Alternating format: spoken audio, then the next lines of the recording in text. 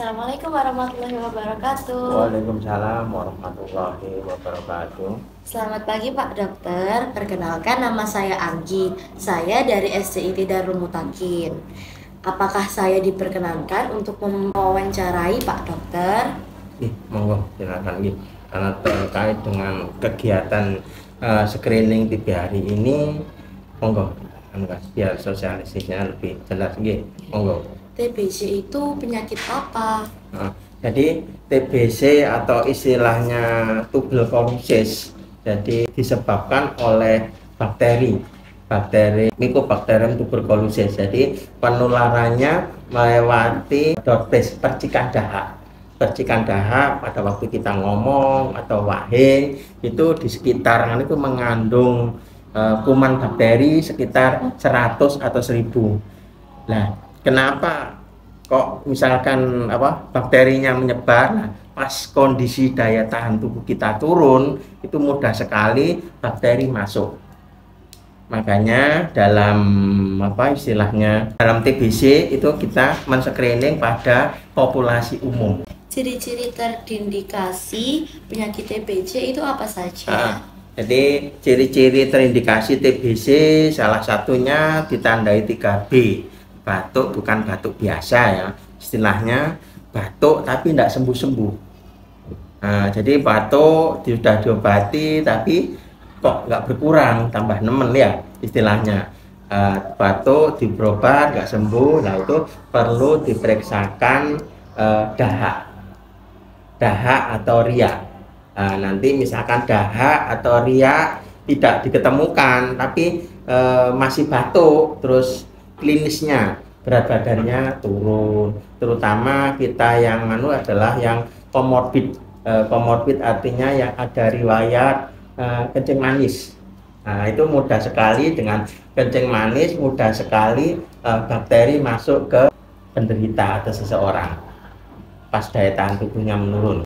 Cara mencegah penyakit TBC itu bagaimana? Nah, cara mencegah minimal ya itu biasanya kalau di populasi umum yaitu tadi PHBS, perilaku hidup sehat bersih, itu ya cuci tangan, terus istilahnya kalau wahing atau dibasahkan untuk menutup hidung atau misalkan pakai gitu ya, pakai sapu atau pakai, kalau nggak ada sapu tangan bisa pakai terus di samping dulu waktu kecil minimal sudah pernah diimunisasi BCG, imunisasi dasar BCG. Itu kan untuk mencegah TBC. Bahaya tidak untuk orang sekitar? Untuk TBC itu bahaya karena dengan TBC resiko kematian tinggi, besar sekali. Jadi kita di Surabaya itu nomor 2. Surabaya nomor 2 dari seluruh kabupaten di Jawa Timur. Jika sudah terkena TBC, apa bisa sembuh?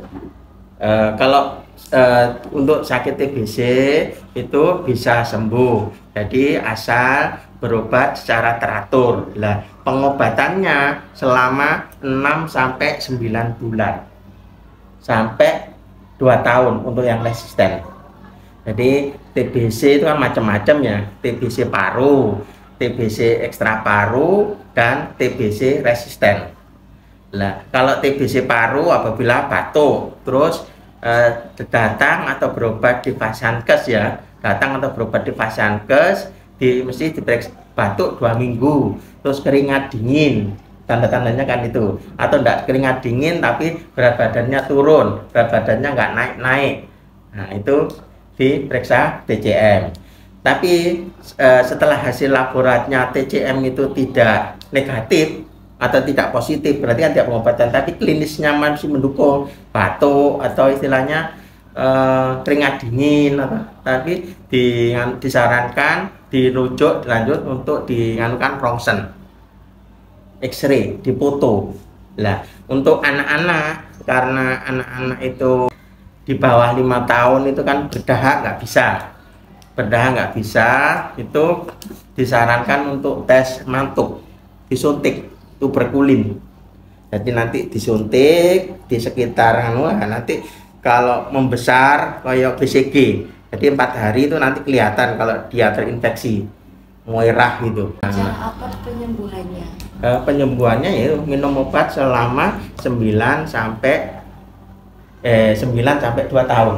Jadi untuk TBC paru minum obatnya 1 sampai 6 bulan. Tapi kalau yang ekstra paru itu 1 sampai 9 bulan. Ekstra paru itu misalnya TBC kan macam-macam, TBC paru, TBC kelenjar yang biasanya ada boroknya sini loh. Mungkin pernah kan TBC kelenjar gitu aja. Terus TBC tulang. TBC tulang misalkan nyeri. Tadi tahu-tahu kakinya nggak bisa jalan. Atau sering nyeri, sering kesemutan, tapi diperiksakan ke poli dalam, biasanya kan berasumsi asam urat, kolesterol atau pengapuran. Nah itu semuanya normal, tapi kok masih kadang sampai nggak bisa jalan. Nah itu harus diambil cairannya, biasanya mengandung bakteri. TBC itu tadi harus minum obat selama 1 sampai 9 bulan. Kenapa pengobatan TBC itu harus rutin selama 6 bulan? Biasanya kan mesti ditekankan, Bu, minum obat ini nggak boleh putus. Takutnya nanti kalau putus resisten jadi kebal obat. Nah, jadi kebal obat itu misalkan harusnya minum 6 bulan, baru minum 2 bulan sudah terasa enak. Nah itu harus biasanya kan berhenti. Nah itu nanti membuat resisten kebal obat, akhirnya masih batuk, nanti kambuh batuk yang biasanya yang lebih fase lanjutan, yang lebih fatal lagi kalau batuk darah. Itu sudah identik untuk TBC. Terima kasih ya Pak tentang jawabannya. Iya. Jadi kita dalam melacak ini kita pakai inovasi cak daning, pelacakan dan screening. Jadi melacak populasi penderita yang sakit TBC 1 itu 15 atau 20 orang di sekitar lingkungan. Nah itu kan mudah sekali tertular.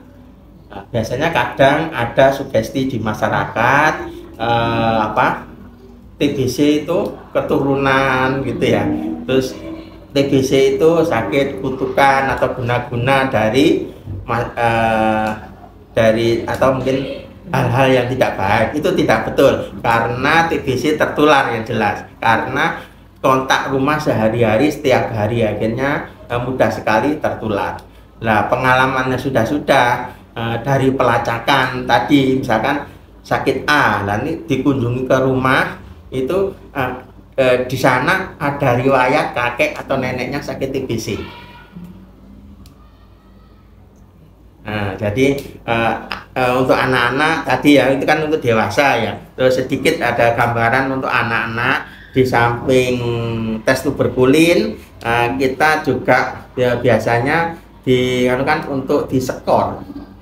Jadi misalkan anak gitu ya, batuk nggak sembuh-sembuh lebih dari 2 minggu, itu nilainya 2. Kalau 1 minggu 1 gitu ya. Terus berat badannya tidak naik atau 2 bulan terakhir nggak ada kenaikan, itu 2. Terus yang ketiga, tinggal serumah dengan penderita, mungkin orang tuanya atau kakeknya, atau biasanya cucunya dititipkan kakeknya terus ke tetangga. Nah itu mudah sekali tertular.